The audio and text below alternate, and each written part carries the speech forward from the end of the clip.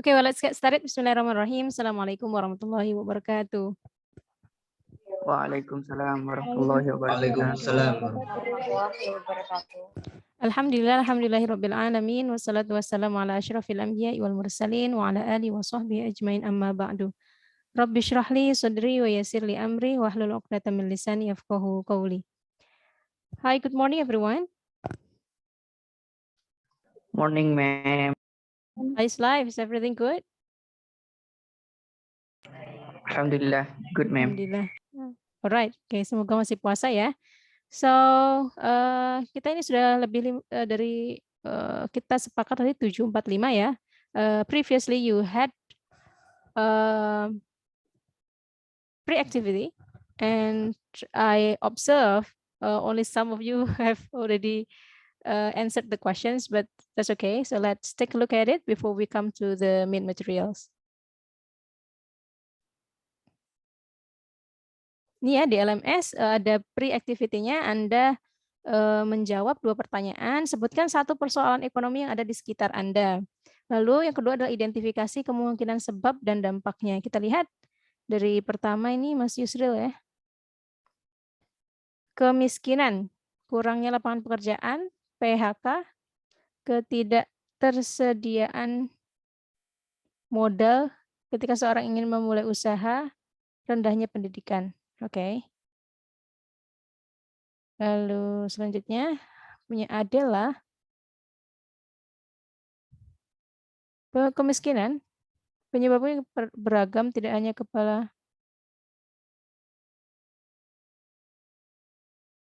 Oke, sama ya poinnya sama Mas Yusril.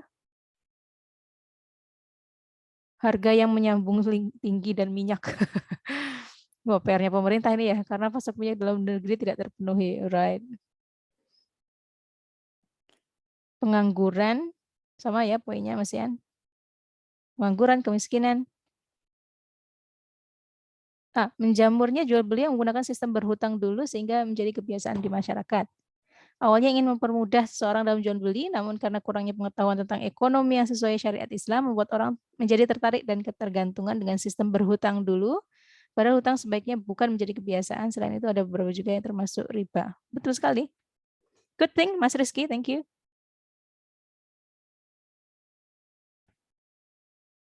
Pengangguran sama ya, Rismala Elok.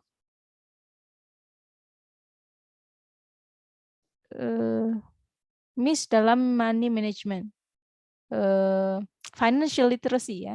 Jadi teman-teman karena di bahasa Inggris ini nggak ada ya financial literacy, jadi sebaiknya di luar kuliah teman-teman juga mencari ilmu sendiri terkait dengan manajemen keuangan ya, karena itu penting secara praktis kita lakukan setiap hari. Misalkan kalau Anda dapat uang bulanan dari orang tua, apakah Anda mau belanjanya di awal atau nyicil satu-satu, misalkan setiap awal bulan Anda beli langsung, oh kebutuhannya apa kira-kira dalam 1 bulan, atau Anda apa yang habis baru dibeli, misalkan begitu. Itu termasuk financial literacy ya. Kemudian sama ya, kemiskinan dan ketidakstabilan ekonomi. Pengangguran sama Mbak Rostiti. Salvianada. Penipuan ya. Untuk jual beli online ya. Oke. Kemudian ini banyak masyarakat terjerat pinjol. Ini juga kemarin ada ya mahasiswa kita yang pakai itu ya. Pakai Shopee apa itu? Shopee apa itu? Shopee Pay Later. Iya, ada yang pakai Shopee Pay Later sehingga menyalahgunakan itu. Teman-teman disarankan ya memang tidak kalau bisa hutang itu untuk makan boleh, tapi kalau untuk gaya hidup misalkan beli iPhone terbaru, edisi terbaru misalkan begitu, itu bukan tempatnya lah gitu ya. Oke, bisa saya highlight tadi adalah kemiskinan, pengangguran, kemudian berhutang ya. Berhutang ada yang mention tadi Mas Rizky di sepertinya sistem kredit begitu. Ada juga yang pinjol itu juga berhutang yang sekarang marak ya. Hati-hati mahasiswa bahasa Inggris jangan sampai melakukan itu karena sudah kita tahu bahwa resikonya besar ya kalau pinjol itu. Kalau toh memang putus sekali berhutang bisa mungkin ke temannya atau ke karib kerabatnya begitu ya. Oke, itu langsung kita ke materi ya. Anda sudah lihat materinya? Sudah saya post di situ. Yang belum menjawab diharapkan menjawab karena ini akan menjadi record Anda. Nanti kalau nilainya kurang bisa di cross check melalui kegiatan Anda di LMS. Oke. Ini week 6 ada 2. Pertama kita bahas tentang prinsip ekonomi Islam dan persoalan ekonomi, yang kemudian selanjutnya adalah akhlak dan etika bekerja dalam Islam. Sudah saya sebentar.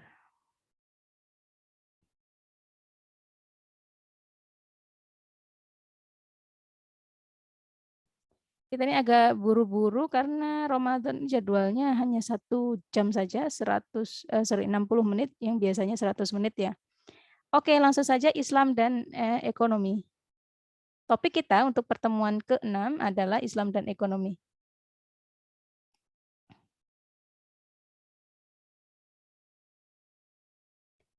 Oke, ini prinsip ekonomi dalam Islam. Pertama adalah tauhid. Kenapa tauhid? Jadi ekonomi dalam Islam harus memegang erat prinsip yang diajarkan Islam. Apa misalkan prinsip-prinsip yang diajarkan Islam? Jadi kita harus memegang tauhid. Tauhid itu berarti mengesahkan Allah, berarti He, the only one who give us rizki begitu. So beriman bahwa Allah pemilik hakiki atas rizki. Jadi kalau misalkan dagangan, misalkan Anda punya partner bisnis atau apa ya, mitra bisnis, kok dagangan dia laku, dagangan Anda enggak, maka harus dikembalikan ke tauhidnya. Tauhidnya apa? Bahwa hakikatnya Allah yang memiliki rizki. Jadi kalau mintanya minta ke Allah, semua rizki sudah diatur. Bahkan dalam Al-Quran disebutkan wa ma min dabbatin fil ardi illa 'alallahi rizquha. Bahkan hewan melata rizkinya sudah ditentukan oleh Allah. Jadi kalau Anda berniaga, Anda bekerja, tidak perlu iri-irian dengan kolega atau mitra bisnis. Yang harus Anda yakini adalah tauhid Anda harus dikuatkan bahwa rizki hanya Allah yang memiliki. Jadi rizki itu seorang hamba tidak akan meninggal sebelum rizkinya diberikan semuanya. Jadi kalau ada orang meninggal itu berarti rizkinya sudah genap. Begitu ya. Lalu prinsip yang kedua adalah sebelum ke situ di surat Jum'ah juga disebutkan ya, bahwasanya kalau waktunya sholat Jumat, setelah selesai sholat Jumat baru manusia diperintahkan oleh Allah untuk bertebaran di muka bumi dalam rangka mencari rezeki. Jadi waktunya sholat, jangan sampai pekerjaan kita, bisnis kita, usaha kita itu melupakan kita untuk beribadah. Jadi intinya itu ya, tauhid itu, kenapa tauhid? Itu tadi, kita refer back to Allah for everything that we do. Kemudian adil. Adil adalah keadilan. Jadi asasnya adil tanpa melihat status sosial, misalkan pembelinya atau mitra bisnisnya, misalkan status sosialnya rendah, maka harganya dimahalkan, misalkan begitu, tidak begitu. Lalu semua orang merasakan kenyamanan dan kesamaan. Kenapa adil? Karena prinsipnya adalah kenyamanan dan kesamaan. Pun misalkan kita boleh dalam hal muamalah, kita berinteraksi atau berpartner, bermitra bisnis dengan non-muslim, misalkan dikisahkan ya dalam sirah terkenal sekali Nabi Muhammad bermuamalah juga dengan orang Yahudi, dengan orang non Muslim, dan itu tidak apa-apa dalam hal muamalah begitu. Nubuwah selanjutnya adalah nubuwah itu berarti kenabian ya, sesuai kenabian, sesuai apa yang diajarkan Nabi Muhammad SAW. Dan juga prinsip-prinsip atau sifat kalau kita misalkan menjadi pebisnis, sifat yang harus kita miliki adalah sifat seperti yang dimiliki Nabi, misalkan sidik. Sidik itu apa? Dapat dipercaya. Dapat dipercaya, sidik, berkata jujur gitu ya. Amanah dapat dipercaya. Tablik, menyampaikan, prinsip Nabi kan menyampaikan apa yang kurang di barang ini tidak disembunyikan. Yang kurang di barang ini cacatnya ini loh gitu. Sehingga pembeli tidak merasa rugi misalkan sudah dibayar. Lalu fatonah apa?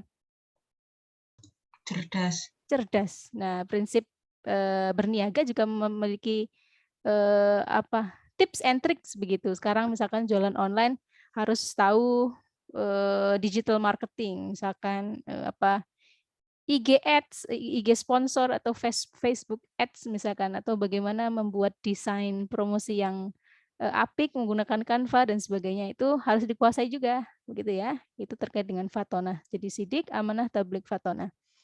Kemudian khilafah atau pemerintah.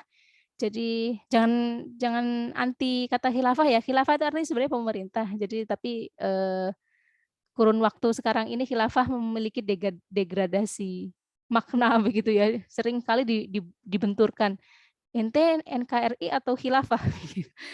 Sebenarnya keduanya tidak ada masalah, cuman karena ada unsur politis saja sehingga dibentur-benturkan antara khilafah NKRI. Prinsipnya khilafah itu kan pemerintah sesuai dengan syariat Islam begitu. Jadi dalam berniaga atau berbisnis, prinsip ekonomi Islam juga ada namanya mengikuti pemerintah. Mengikuti aturan pemerintah selama aturan itu tidak melanggar syariat. Misalkan di Indonesia ini yang diterapkan adalah apa? Currency-nya adalah rupiah. Jadi kita pakai rupiah. Gitu. Jadi itu aturan pemerintah yang harus kita taati.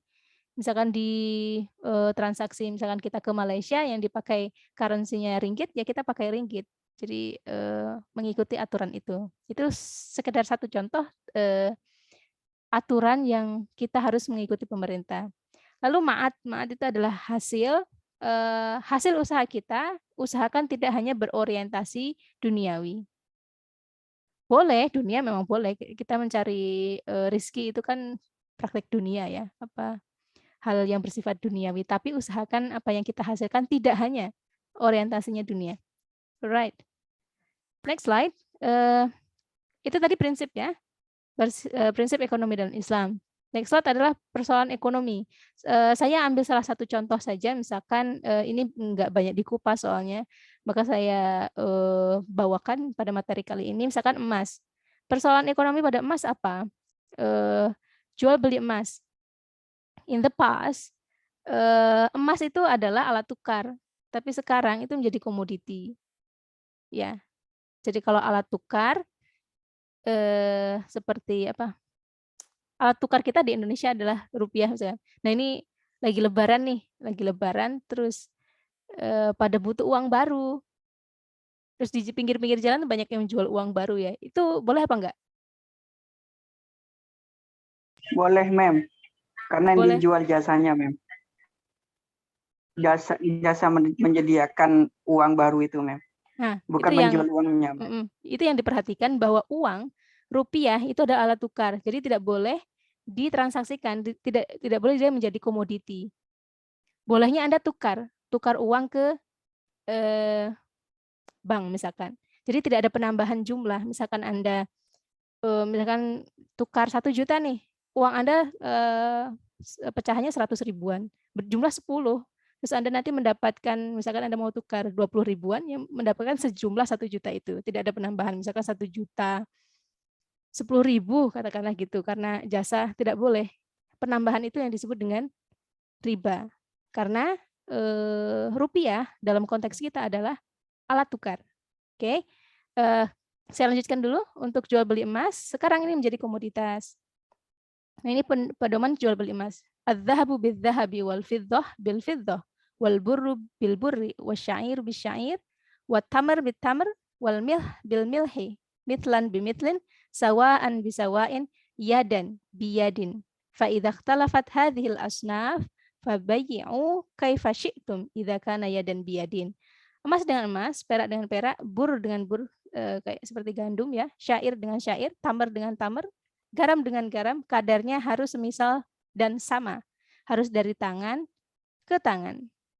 Jadi ada hadis spesifik tentang membahas emas. Jadi jual beli emas itu ada aturannya. Jika jenisnya berbeda, maka jualah sesuka kalian selama dilakukan dari tangan ke tangan atau secara kontan, cash gitu. Oke, komoditi ribawi. Harta benda yang bisa terjadi riba pada transaksi jual belinya. 6 komoditi, emas, perak, bur, syair, tamr, garam. 6 itu dikelompokkan menjadi 2, kelompok emas perak ya, bukan peran, dan kelompok selain emas perak. Jadi kalau emas perak ada aturannya. Oke, semua komoditi yang sama jenisnya dan ilahnya, maka dalam transaksinya disyariatkan 2 syarat, sama nilainya atau langsung serah terima di majelis.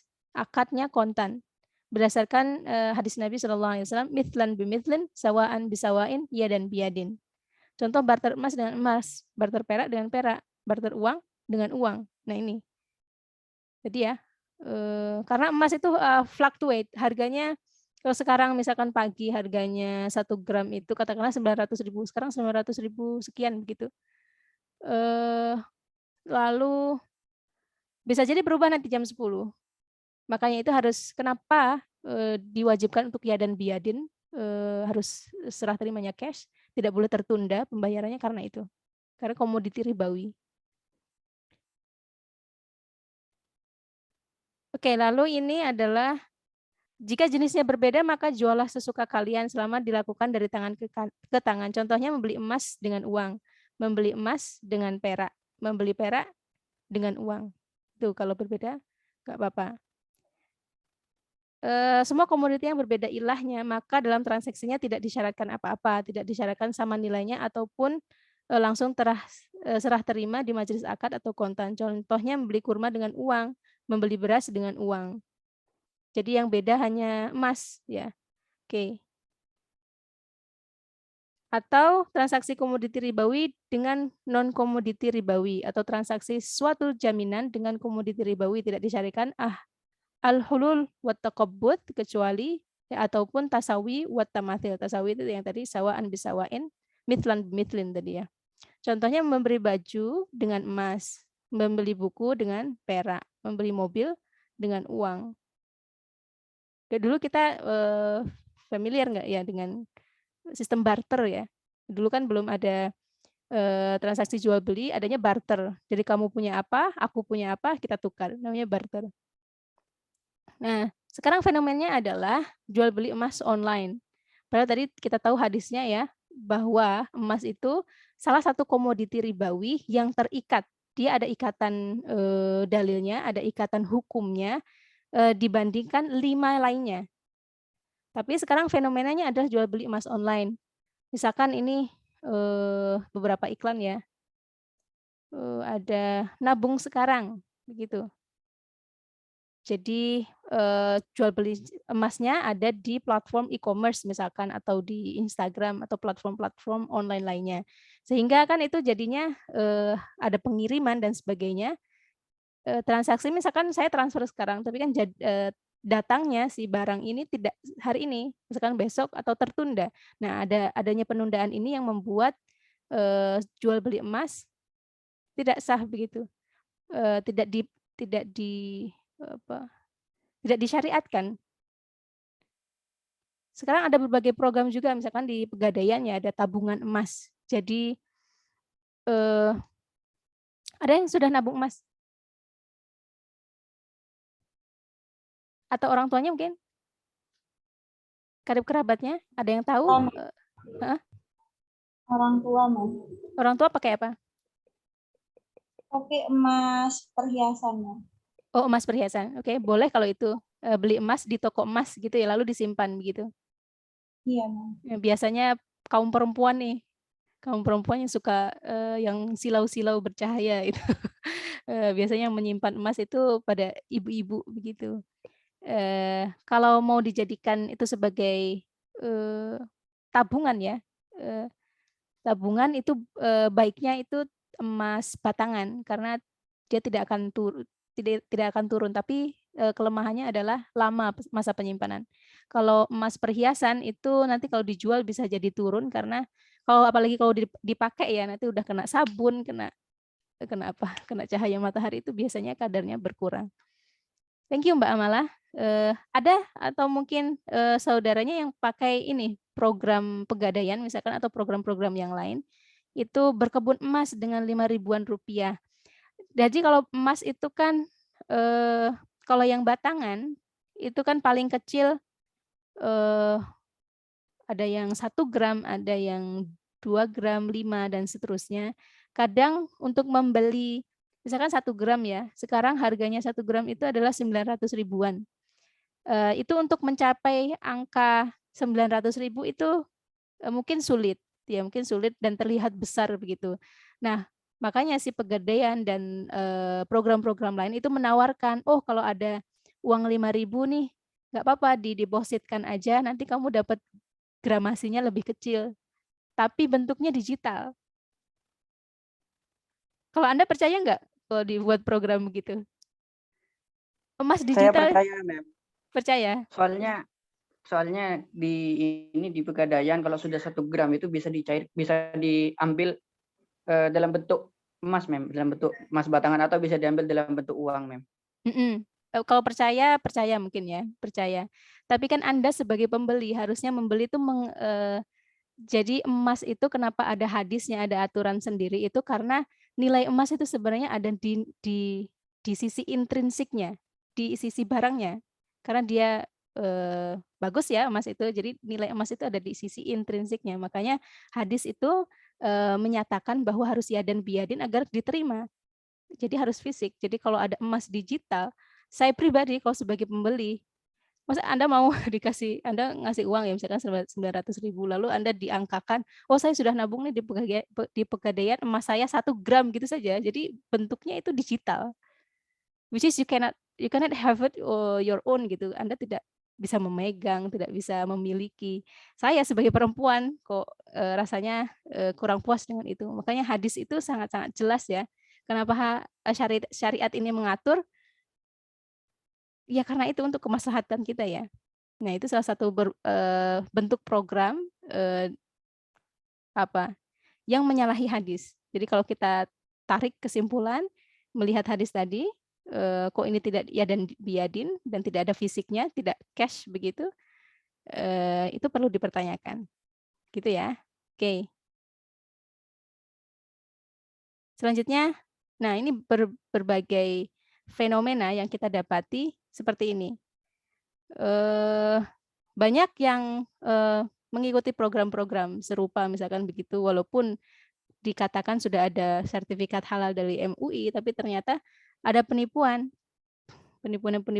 ya banyaklah kasus di luar sana tidak mengikuti apa kata hadis. Akhirnya akibatnya ditanggung sendiri. Karena emas non fisik itu riskan dengan penipuan. Misalkan begitu. Oke, solusinya adalah apa? COD. Misalkan boleh ditawarkan, misalkan Anda jualan nih, karena jualan emas itu agaknya menguntungkan ya, agaknya menguntungkan. Kalau Anda mau melakukan praktek itu silakan, tapi solusinya harus COD. Misalkan di area Malang nih, di area Malang Anda promosikan lewat IG, lewat e-commerce, tapi harus pembelinya dan si penjualnya harus ketemu. Dengan cara COD nanti uangnya ya dikasih cash on delivery, namanya juga cash on delivery. Jadi itu solusinya. Itu salah satu contoh persoalan ekonomi yang ada di sekitar kita ya. Oke, ini sudah slide terakhir. Selanjutnya ke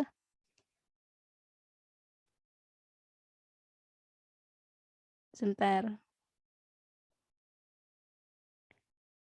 Akhlak dan bekerja dalam Islam.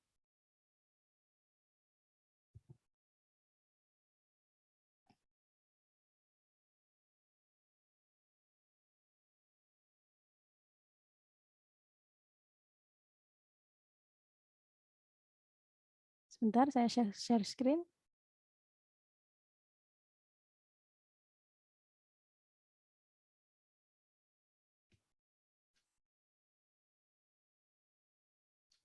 Oke, akhlak dan etika bekerja dalam Islam atau etika bisnis Islami. Taujih Nabawi dari Abu Hurairah radhiyallahu an, bahwasanya Rasulullah bersabda, demi zat yang diriku ada di tangannya, bahwa jika salah seorang di antara kalian mengambil tali, lalu pergi ke gunung untuk mengambil kayu bakar, lalu dipikulnya pada punggungnya, itu lebih baik hatinya daripada ia meminta-minta pada orang, baik orang tersebut memberinya atau menolaknya. Jadi ini judul kita adalah etika bekerja. Jadi itu Taujih Nabawi ini, hadis ini mengisyaratkan bahwa bekerja itu menjadi sebuah keharusan bagi Muslim. Jadi sebagai Muslim kita tidak hanya beribadah aja, ternyata ada perintah untuk bekerja. Bekerja sebagai suatu kewajiban seorang hamba kepada Allah. Allah Subhanahu wa taala memerintahkan bekerja kepada setiap hamba-hambanya. Di surah Taubah ayat 105 dikatakan, bekerjalah kamu, maka Allah dan Rasul-Nya serta orang-orang mukmin akan melihat pekerjaanmu itu.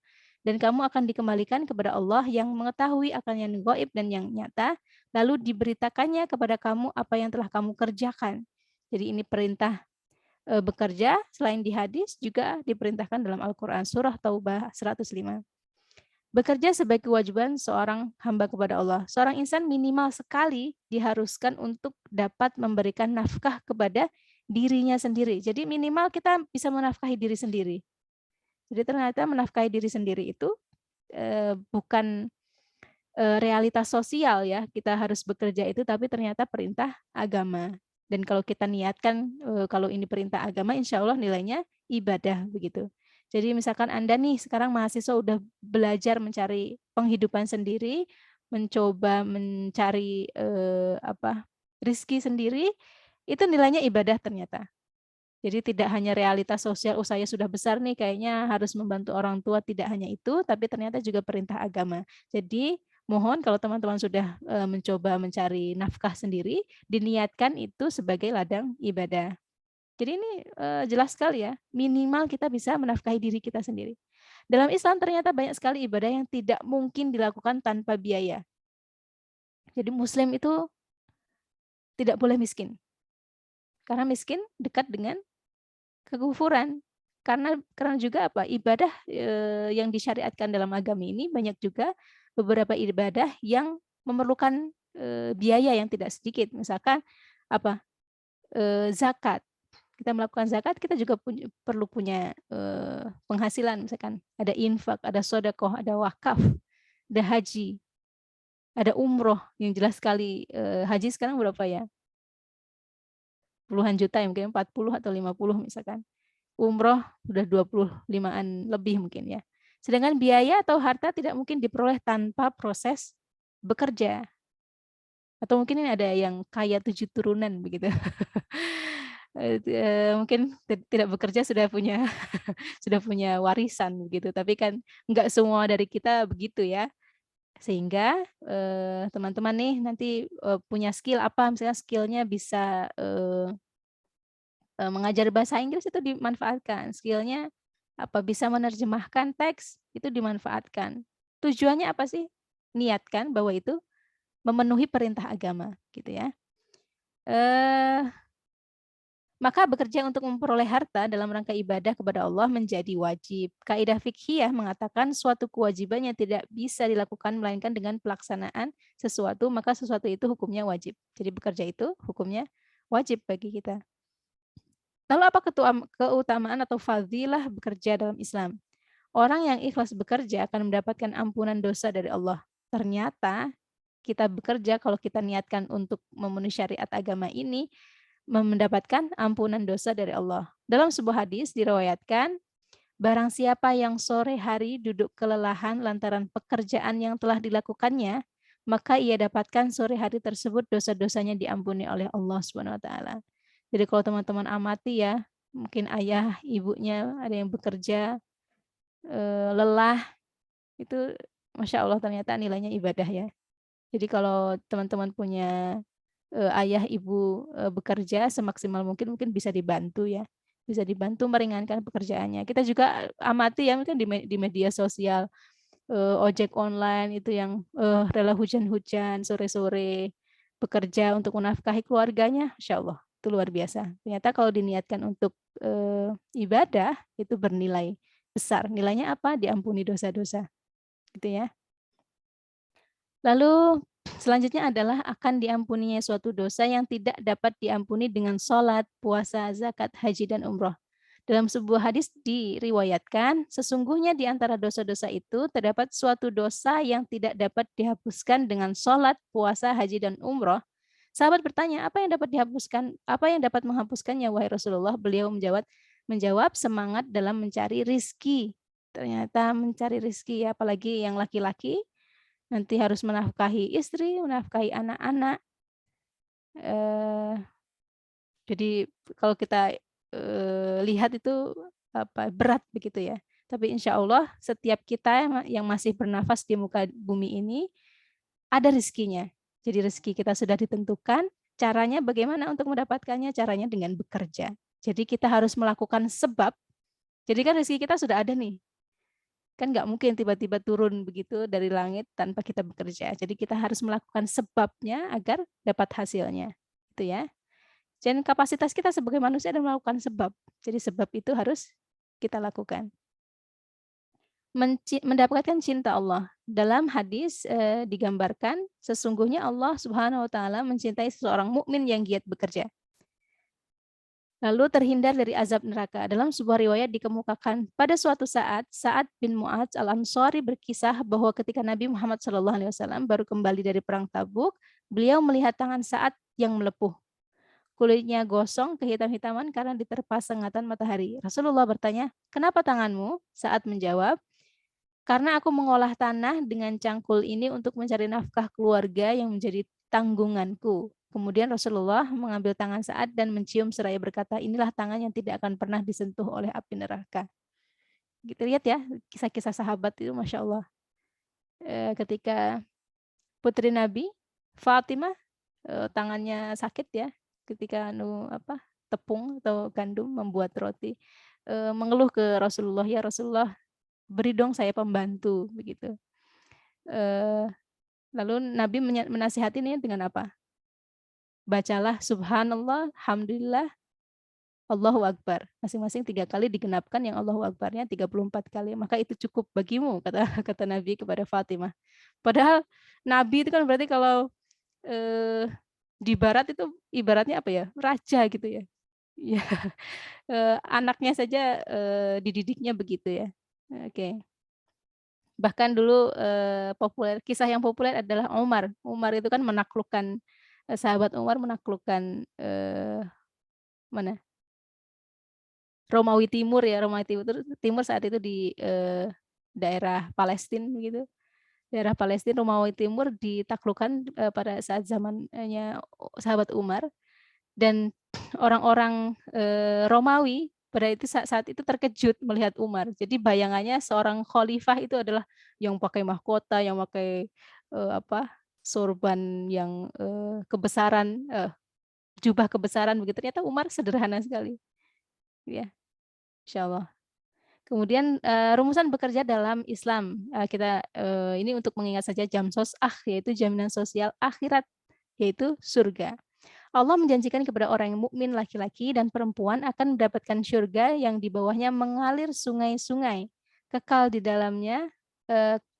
mereka di dalamnya dan mendapatkan tempat tinggal yang bagus di surga Aden. Dan keridhaan Allah adalah lebih besar. Itu adalah keberuntungan yang besar. At-Taubah ayat 72. Jadi kalau bekerja kita sahih, maka ganjarannya adalah surga. Dengan prinsip-prinsip yang seperti yang disampaikan di awal tadi ya, harus bekerjanya yang amanah, pekerjaannya yang bagus, yang sesuai syariat Islam, gitu. Pertanyaan besar tentang pekerjaan kita sekarang. Apakah pekerjaan yang kita lakukan akan mengantarkan kita ke surga? Itu harus kita jawab sendiri. Apakah syarat-syarat yang dapat menjadikan pekerjaan kita sebagai sarana untuk mendapatkan surga Allah? Lalu bagaimana menjadikan pekerjaan kita sebagai sarana untuk mendapatkan pekerjaan Allah, untuk mendapatkan surga? Jadi ternyata tidak sembarang bekerja, ada batasan-batasannya. Syarat mendapatkan surga dengan bekerja. Pertama, niatkan ikhlas karena Allah Subhanahu wa taala. Artinya ketika bekerja, niatan utama adalah karena Allah, sebagai kewajiban dari Allah yang harus dilakukan oleh setiap hamba. Sekarang jam 8.24 ya, tinggal 5 menit lagi. Saya percepat saja. Pertama, niat.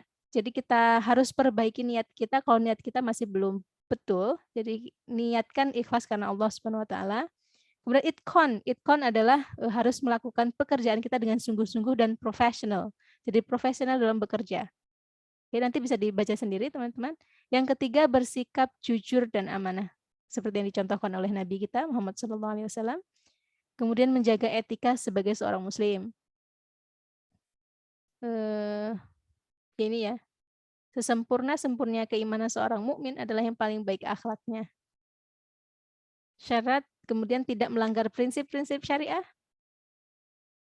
Misalkan pertama dari sisi zat atau substansi dari pekerjaannya, seperti memproduksi tidak boleh barang yang haram, menyebarluaskan kefasadan seperti pornografi atau mengandung unsur riba, maisir, goror, dan sebagainya. Kedua, dari sisi penunjang yang tidak terkait langsung dengan pekerjaan seperti riswah, membuat fitnah, tidak menutup aurat, ikhtilat antara laki-laki dan perempuan. Itu ya prinsip-prinsipnya. Jadi harus selektif juga memilih pekerjaan, jangan sampai itu melanggar syariat Islam. Misalkan jual makanan yang halal. Jangan sampai kita menjual sesuatu yang diharamkan. Syarat kemudian 6 adalah menghindari subhat. Subhat itu apa? Subhat. Ada yang tahu?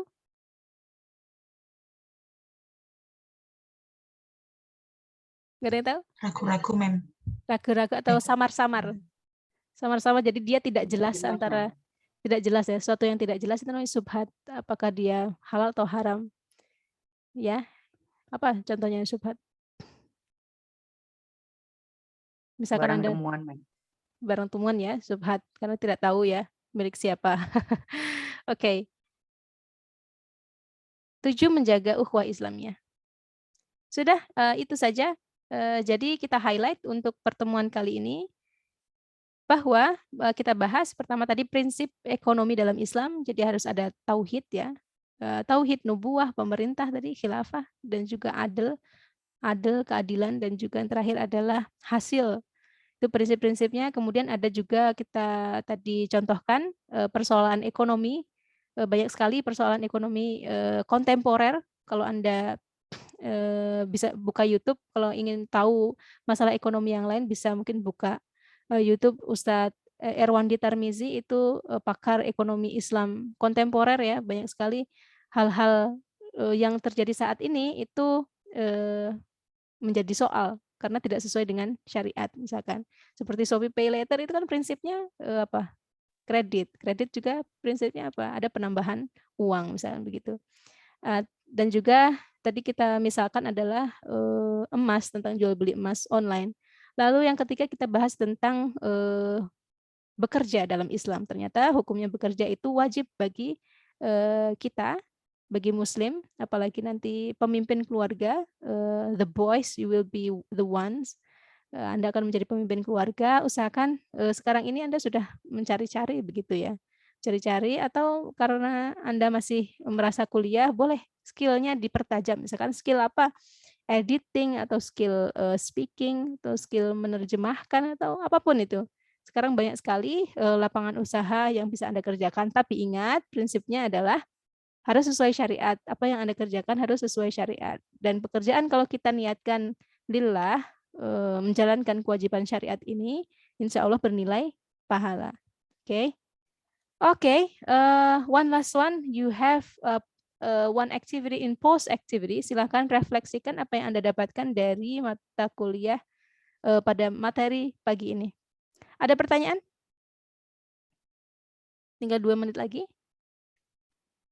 Tidak ya, harapannya teman-teman yang belum mengerjakan di pre-activity dikerjakan, yang di post-activity juga dikerjakan.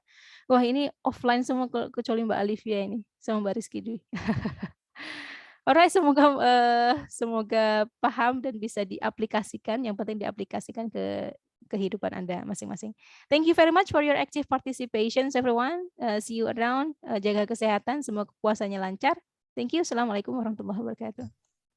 Waalaikumsalam. Waalaikumsalam warahmatullahi wabarakatuh.